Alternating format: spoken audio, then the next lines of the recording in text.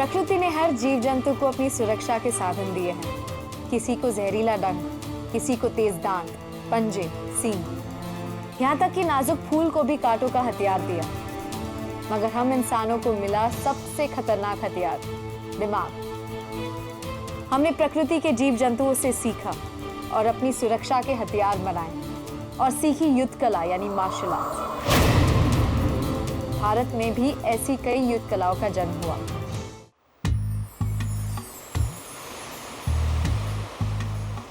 मैं मानसी राज भारत की इन्हीं युद्ध कलाओं के बारे में जानने आंध्र प्रदेश आई हूँ। भारत के पूर्वी तट से दक्षिणी पठार के बीच तक फैला ये इलाका कभी दक्षिण पथ या दक्षिण पदम के नाम से जाना जाता था। देश की आजादी के बाद इस क्षेत्र को आंध्र प्रदेश के नाम से जाना गया। ये क्षेत्र वक्त के साथ साथ कई साम्राज्यों के अधीन रहा।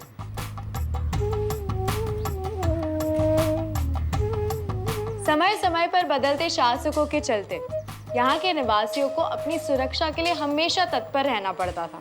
इसीलिए यहाँ पर इजाद हुई एक ऐसी युद्ध कला जो तलवारबाजी पर आधारित है। इसे काठी समूह कहते हैं।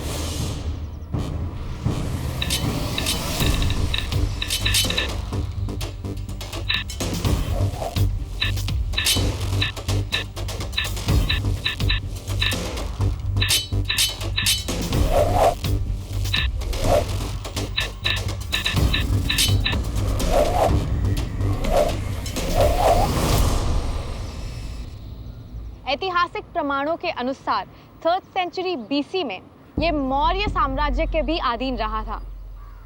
इसका उल्लेख सम्राट अशोक के 13वें शिलालेख में मिलता है। काठी सामू आंध्र प्रदेश चरित्र में मतलब उससे पहले आंध्र प्रदेश की जो तेलुगु लैंग्वेज की डेवलपमेंट है, इस मतलब 4th सेंचुरी से लेके 14th सेंचुरी तक जो डेवलप है, तेलुगु लैंग्वेज में डेवलप हुआ था, तेलुगु लिटरेचर में डेवलप हुआ। खासकर की यहाँ की युद्ध कला काठी सामू का इस पीरियड में बहुत डेवलपमेंट हुआ। तो काठी सामू की एक मिथ ये है, देव और देवता की और राक्षसों की जो युद्ध हुआ था उस टाइम पे ये काठी सामू की यूज़ हुआ करता था, वो एक मिथ है। कुछ लोगों का ये भी मानना है कि दक्षिण भारत में युद्ध कलाएं ऋषियों द्वारा सिखाया गया है, इसलिए हो सकता है कि काठी समूह भी उन्हीं के द्वारा यहाँ तक पहुँची हो, पर इसका कोई उचित प्रमाण नहीं है। धनुर्वेद में तलवार चलाने की कला पर कई अध्याय हैं। धनुर्वेद शस्त्र विद्याओं से संबंधित एक उपवेद है। काठी समूह तलवार चलाने की कला का एक क्षेत्रीय नाम है। पौराणिक काल से 13th सेंचुरी के आते आते इस क्षेत्र में तलवार चलाने की कला राजाओं की सेनाओं की ट्रेनिंग का हिस्सा बन चुकी थी। 3rd सेंचुरी से 7th सेंचुरी तक यहाँ कई शासकों का राज रहा। फिर 7th सेंचुरी से ब्रिटिश शासनकाल तक इस क्षेत्र पर चालुक्य, काकटिया, विजयनगर और बहामनी शासकों ने राज किया।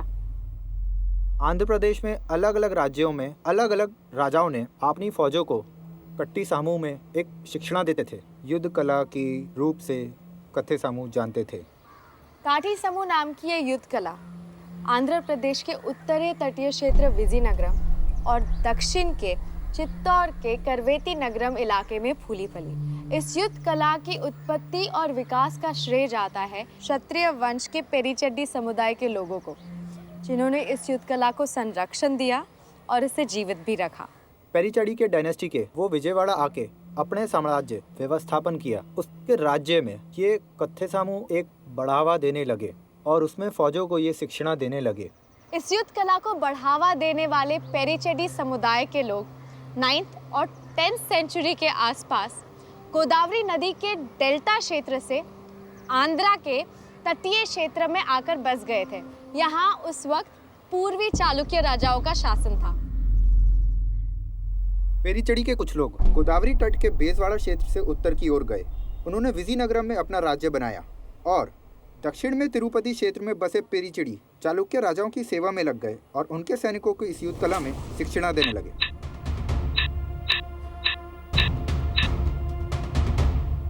మాకు మా తాతలు ముత్తాతలు ये కాడి युद्ध నుంచి कला काठी सामू हमारे पूर्वजों के जमाने में अमरावती क्षेत्र में शुरू हुई थी। वे वहाँ के राजाओं के सैनिकों को प्रशिक्षण देते थे। अलग अलग राजाओं का यहाँ समय समय पर राज रहा। उन सबके सैनिकों को भी प्रशिक्षण देने की जिम्मेदारी हमारे पूर्वजों ने ही निभाई थी। ఇది నేర్చుకొని వచ్చారు. पेरीचेडी समुदाय के लोग जो उत्तर के तटीय क्षेत्र विजयनगरम के राजा थे, उन्हें ओडिशा के गजपति शासक ने 16th सेंचुरी में अपनी सहायता के लिए बुलाया था। क्योंकि वो काटी समूह के योद्धा थे, नंदापुर की लड़ाई में उन्होंने ओडिशा को जीत दिलाई। उस वजह से उसको गजपति नाम देकर सम्मान कर दिया। मगर दक्षिण के तिरुपति क्षेत्र में बसे पेरीचेडी चालुक्य वंश के राजाओं के सेवक थे। वो पूर्वी चालुक्य राजाओं के नायक हुआ करते थे। उनके पास काठी समूह की ये युद्ध कला जरूर थी, पर वो संख्या में कम थे। वहाँ के चालुक्य राज में चालुक्य राज के जो राजा था विमलादित्य को सहाय किया था। 9th सेंचुरी से 11th सेंचुरी के शुरू तक चोला राजाओं के चालुक्य राजाओं से युद्ध होते रहते थे, जिसमें कभी चोला तो कभी चालुक्य जीत जाते थे। गजपति समुदाय का ऐसा ही नायक था सिल्वा नरसा, जो उसी इलाके के प्रधान नायक बने थे, जिसने चोला सेना को 1015 एडी में हरा दिया था।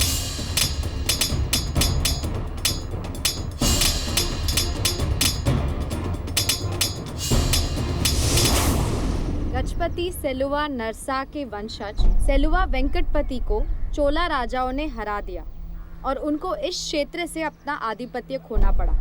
मगर सेलुवा वेंकटपति चोला सेना पर लगातार आक्रमण करते रहे। चोला ने चालुक्य को हराया। फिर चालुक्य ने बार बार कोशिश किया कि उस राज्य को लेने के लिए, और 1070 एडी में चालुक्य ने चोला सेनाओं से होने वाले सभी युद्ध जीत लिए और फिर यहाँ चालुक्य का शासन हो गया और सेलुवा वेंकटपति फिर इस क्षेत्र का नायक बन गया। एक बार दोबारा अपना आधिपत्य स्थापित हो जाने पर सेलुवा वेंकटपति ने केरला के राजा कीर्तिवर्मन के साथ संधि कर ली और अपनी शक्ति बढ़ा ली। फिर उन्हीं की मदद से इस क्षेत्र पर अपना स्वतंत्र आधिपत्य स्थापित कर लिया। चालुक्य शासकों के बाद 1163 एडी में यहाँ काकटिया वंश का राज्य स्थापित हो गया और काठी समूह के गजपति योद्धा उनकी भी नायक के रूप में सेवा करने लगे। 13th सेंचुरी में आंध्र प्रदेश के तेलंगाना क्षेत्र की योद्धा रानी रुद्रमा का 27 वर्ष तक शासनकाल रहा था। ये इतिहास में काकटिया वंश का स्वर्ण युग माना जाता है। रानी रुद्रमा ने काठी समूह का प्रशिक्षण इन्हीं गजपति नायकों से लिया था। रानी रुद्रमा ने कई युद्धों में सेना का नेतृत्व भी किया था। రాజుల కాలంలో हमने अपने बुजुर्गों से सुना है कि रानी रुद्रम्मा काठी सामू युद्ध कला में माहिर थी। సంగతే మనకు తెలియదు ఆ చరిత్ర. गजपति ने काकती डायनेस्टी रानी रुद्रम की मदद की और युद्धों में काठी समूह का इस्तेमाल किया था। 1336 एडी में काकटीय वंश के बाद यहाँ विजयनगर साम्राज्य की स्थापना हुई। काठी समूह का स्वर्ण युग 16th सेंचुरी की शुरुआत में विजयनगर साम्राज्य के राजा कृष्णदेव राय के शासनकाल को माना जाता है। उस वक्त बकायदा राजपुरुषों और सैनिकों को काठी समूह में ट्रेनिंग दी जाती थी।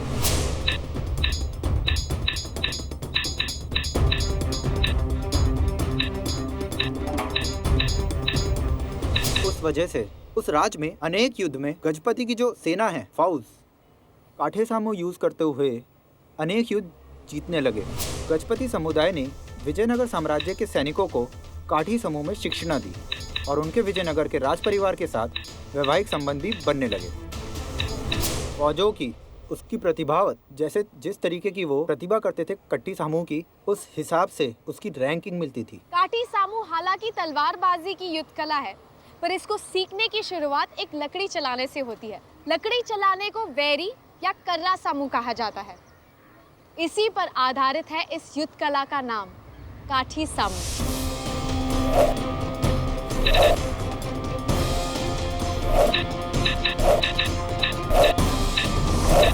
అడుగు కాని చెప్పేదా అడుగు 3 అడుగులు నేల तलवार चलाने से पहले लकड़ी से पैतरे सिखाए जाते हैं। अडुगु, सिम्मू, पलटी और दुम्मी, जिनसे कौशल बढ़ता है। पहला है अडुगु। మొట్టమొదట అడుగు నేర్పుతాం.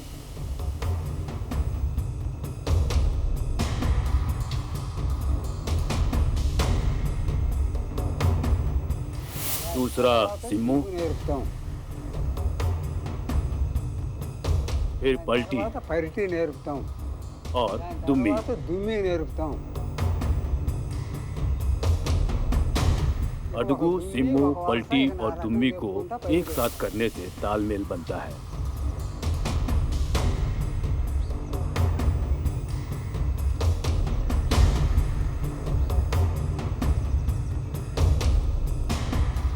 काठी समूह में अलग अलग तलवारों का प्रयोग होता है, जैसे सीधी तलवार, मुड़ी हुई तलवार और पटा तलवार। అదే కత్తి సాము, काठी सामू में लकड़ी और तलवार के अलावा ఈట, बर्छा और पत्थर का इस्तेमाल होता था। इसके अलावा भी कई हथियार हमारे पूर्वजों ने इस युद्ध कला में शामिल किए थे। చీరు కత్తులు అని ఉంటాయి. योद्धा के हाथ में तलवार और ढाल तब दी जाती थी जब उसके हाथ और पैरों का तालमेल पैतरे चलाने से उसे ठीक से आ जाता था। बर्छा हाथ में ऊपर उठाकर दूर से फेंका जाता था और बर्छे की ही तरह पत्थर को भी दूर से फेंककर युद्ध में इस्तेमाल करते थे। तलवार से ऊपर से या सीधे या फिर तिरछा वार किया जाता है और साथ ही उल्टे हाथ में ढाल पकड़ी जाती है, जिससे दुश्मन के वार से खुद को हर तरफ से बचाया जाता है। కత్తి సాము काठी सामू युद्ध कला में ढाल का प्रयोग भी हथियार की तरह किया जा सकता है। ढाल से भी दुश्मन पर वार कर सकते हैं और जब ढाल सामने हो तो चीर कट्टी में सामने वाले को खींचकर सीधा मारते हैं। काठी समूह की तकनीकों में चोला, चालुक्य और विजयनगर की तलवारबाजी की मौलिक तकनीकों का समावेश हो गया और ये युद्ध कला पनपती रही। फिर 1565 एडी में विजयनगर साम्राज्य का पतन हो गया और यहाँ पर बहामनी राजाओं का राज्य स्थापित हो गया। विजयनगर साम्राज्य में श्री कृष्ण देवराय के बाद भामिनी ने राज्य बनाया।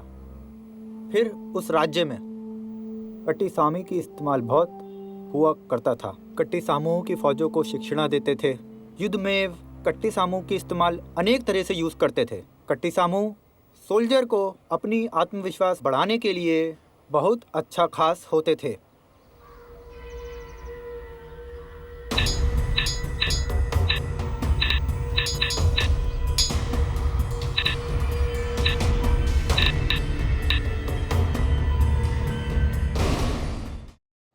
सेंचुरी के आते आते काठी समूह युद्ध कला का भी बुरा समय आ गया। ईस्ट इंडिया कंपनी भारत में कब्जा करने लगी। दक्षिण भारत में आंध्र प्रदेश में भी कब्जा करने लगी। 17वीं सेंचुरी तक बहामनी शासन का अंत हो गया और आंध्र प्रदेश गजपति नायकों की छोटी छोटी रियासतों में बट गया। 1792 में विजय रामा गजपति, जो विजयनगरम के राजा थे, उन्होंने ब्रिटिश के साथ युद्ध किया। विजयनगरम के राजा विजय रामा गजपति राजू को ब्रिटिश ईस्ट इंडिया कंपनी ने परास्त कर दिया था। इसके बाद विजयनगरम और आसपास के क्षेत्रों पर ईस्ट इंडिया कंपनी का कब्जा हो गया। पॉलीगर लोगों ने उसकी मुकाबला किया है। पॉलीगर गजपति नायकों की फौज और प्रशासन की देखभाल करते थे। ऐसे ही काठी सामूह योद्धा पॉलीगर नायक थे नरसिम्हा रेड्डी, जिन्होंने 1800 एडी में ब्रिटिश शासन के खिलाफ युद्ध किया था। 1857 के वार में जैसे भारत में नॉर्थ इंडिया के बाद दक्षिण भारत में भी बहुत लोग लड़ने लगे। उस टाइम पे आंध्र के एक बड़े हिस्से पर हैदराबाद के निज़ाम का राज था और बाकी हिस्से पर ब्रिटिश हुकूमत। आंध्र प्रदेश में कलाओं की बहुत ज़ोरदार मदद किया है कि उस लड़ाई में यंग पीपल जो है वहाँ पे काठी सामूह सीखते थे और युद्ध में लड़ने के लिए तैयार होते थे। युवकों ने 1800 के रायलसीमा विद्रोह और 1919 के पूर्वी गोदावरी के विद्रोह में अंग्रेज़ों का मुकाबला किया था। इसके अलावा वहाँ पे व्यायाम के साथ कट्टी सामूह, कर्रा सामूह, गजा सामूह, ऐसा बहुत तरीके के साम सीखते थे। ब्रिटिश शासन के अधीन आ जाने के बाद काठी समूह को चोरी छुपे जमींदारों द्वारा संरक्षित किया जाने लगा।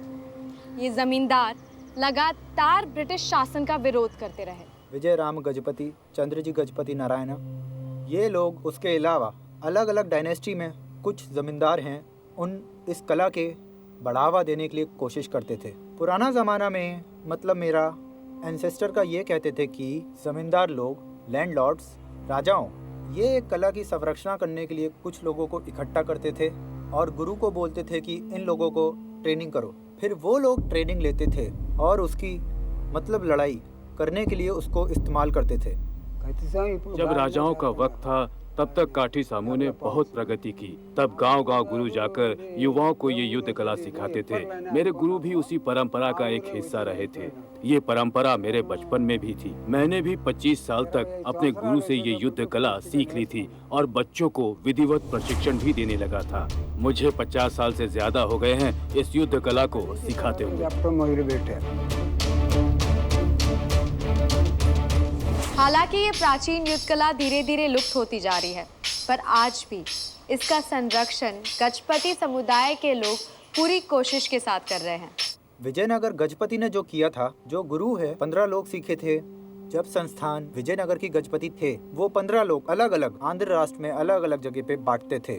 जैसे कुछ लोग प्रकाश गए, प्रकाश डिस्ट्रिक्ट गए, कुछ लोग आंध्र प्रदेश में श्रीकाकुलम गए, कुछ लोग ओडिशा गए, कुछ लोग विजयनगरम के आसपास, विशाखापट्टनम के आसपास गए। वो लोग उस कठी सामू को सीखने की तरीकी, जो गुरु, जो फॉर्मल ट्रेनिंग जो गुरु लिए थे, उसके बाद जो शिष्य हैं अलग अलग जगह गए।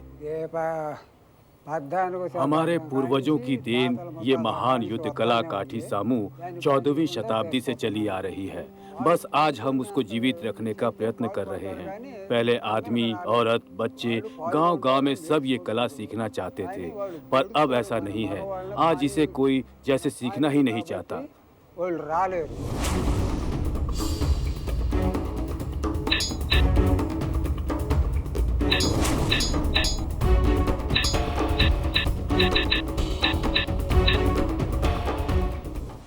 उतनी महत्व कठी सामू जो विजयनगर साम्राज्य के खड़ा किया, और उस सोल्जर को, फौजों को इतना ताकत मिली उस सामू की, आज की उसकी हालत बहुत अफसोस है। अब ये आंध्र प्रदेश की केवल परफॉर्मिंग आर्ट्स बनकर रह गई है। अब तो वक्त ऐसा है कि इस युद्ध कला को बस यात्राओं और त्योहारों में ही प्रदर्शित करते हैं। कठी सामू ने आज की यंग पीपल जो है बहुत कम सीखना चाहता था। युवा आगे आए तो हम सिखाएंगे, पर अभी इस युद्ध कला में किसी को रुचि नहीं। आजकल जो कठी सामू है वो एक प्रदर्शना गारेडी की तरह हो गया। गारेडी मतलब एक लोकल लैंग्वेज, कोलिको लैंग्वेज में जो गारेडी है, एक परफॉर्मेंस तरीके की हो गई। दसरा फेस्टिवल होते हैं, उसमें प्रदर्शन करने के लिए वो हो गया। जैसे कि वो एक सोल्जर की जो आर्ट था, युद्ध कला था, आजकल बहुत कमज़ोर हो गया।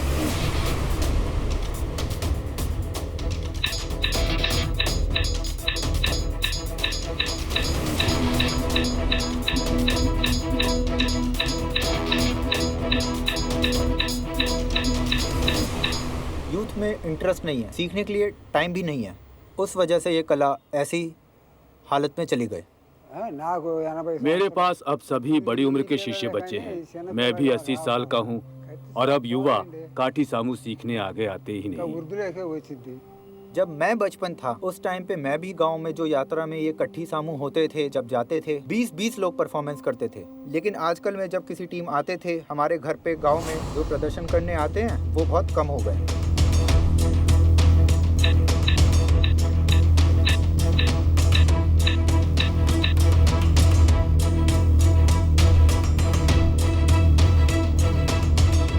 अगर सरकार कुछ कदम उठाए तो ये युद्ध कला बचाई जा सकती है, मगर सरकार इस पर बिल्कुल ध्यान दे ही नहीं रही है। जिस तरीके की जमींदार मैम यूथ को मदद करती हुई, लैंडलॉर्ड ने मदद करती हुई इस कला को बढ़ावा, उस तरीके से आज की गवर्नमेंट जो है उस कला की बढ़ाना चाहिए, ताकि यंग पीपल में ये युद्ध कला नहीं, ये एक यंग पीपल में एक कॉन्फिडेंस जीतने के लिए, एक कॉन्फिडेंस बढ़ाने के लिए भी एक ये मार्शल आर्ट उपयोग हो सकता है।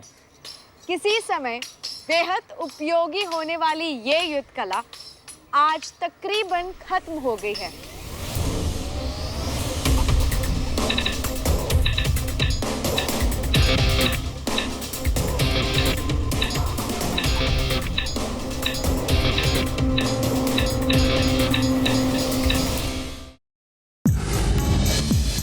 Like, share, subscribe, and click on the bell icon to never miss an update from Epic.